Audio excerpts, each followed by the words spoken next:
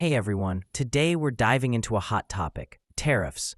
More specifically, Donald Trump's new trade policy and the tariffs he's proposing on foreign goods. Some are calling it a brilliant negotiating strategy. Others say it's reckless and will hurt American consumers. But what's actually going on?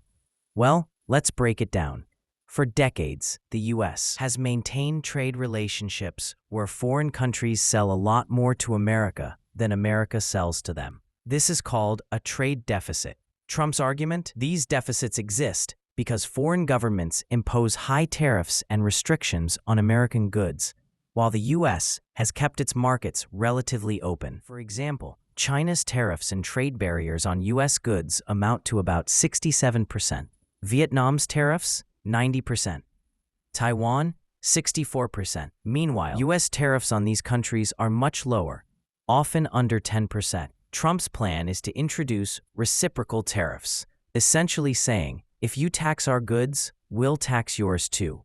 The goal?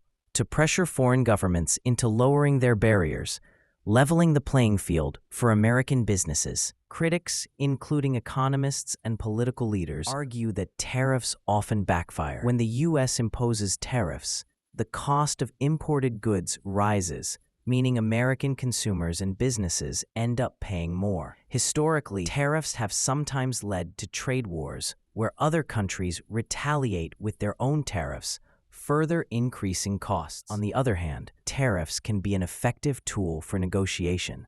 If foreign countries fear losing access to the massive U.S. market, they might agree to lower their own tariffs, which would benefit American producers in the long run. And in some cases, tariffs have worked before.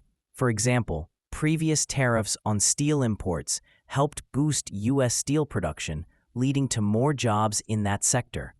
But at the same time, they increased costs for industries that rely on steel, like car manufacturers. Anyway, some experts believe Trump isn't actually trying to keep these tariffs long-term. Instead, he's using them as leverage to force trade partners to negotiate better deals. He's basically saying, we don't want to raise tariffs, but if you don't lower yours, we will.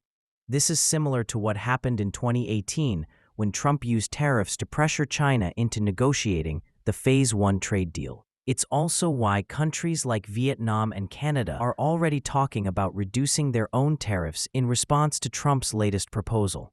Of course, this strategy isn't without risk. If foreign countries don't back down, American businesses and consumers could end up paying higher prices. There's also the chance that trade partners retaliate, leading to economic uncertainty.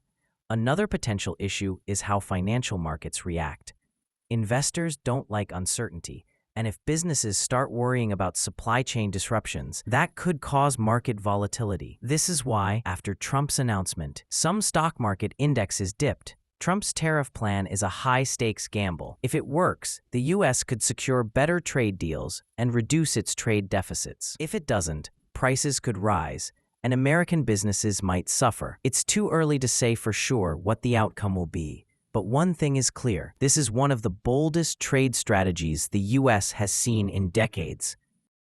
So what do you think?